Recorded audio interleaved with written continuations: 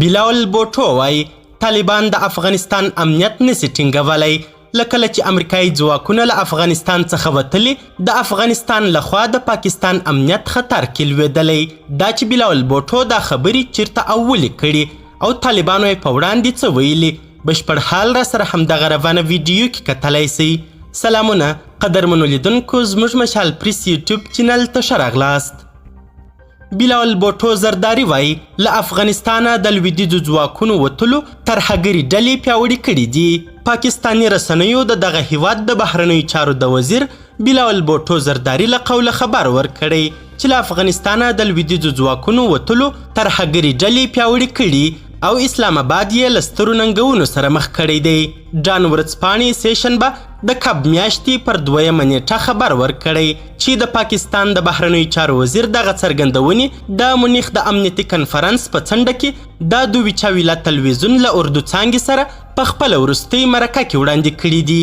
بلاول بوټو زرداري ویلي د پاکستان حکومت د دې وړتیا لري چې په هیواد کې دننه د فعالو ترهګرو ډلو پر ضد مبارزه وکړي، خو تر څو چې له افغانستانه د ترهګرو ګواښونه له منځه ولاړ نسي، پاکستان به له ډیرو خطرونو سره مخ سي.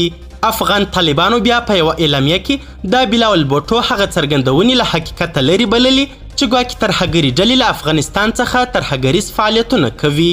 طالبان وایي د سیمې او نړۍ هیوادونو ته یې په عمل کې ثابته کړې چې د منظمو او مجربو امنیتي ځواکونو پر مټ یې هیڅ چاته اجازه نه ده ورکړې چې د افغانستان خاوره د چا پر ضد وکاروي.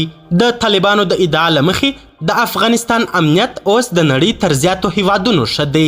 د طالبانو په اعلامیه کې راغلي غواړو د سیمې او نړۍ د هیوادونو پام د حقیقت ته راوګرځوو چې موږ هم د اشغال پر مهال او هم له فتحې وروسته د افغانستان او سیمې د امنیت د ټینګښت لپاره کوټلي ګامونه پورته کړي دي چې په پایله کې نه یوازې د افغانستان بلکې د ټولې سیمې له امنیت سره مرسته کړې ده او د سیمې د امنیت پر خلاف تر ډیره د پخوانیو ګواښونو مخه نیول سوې ده. قدرمنو لیدونکو، نړۍ مننه چې ویډیو مو تر اخري شیبو وکتل. د لا زیاتو او نورو لحظه پر لحظه خبري مطالبو لپاره زموږ همدغه مشال پریس یوټیوب چینل سبسکرایب کړئ.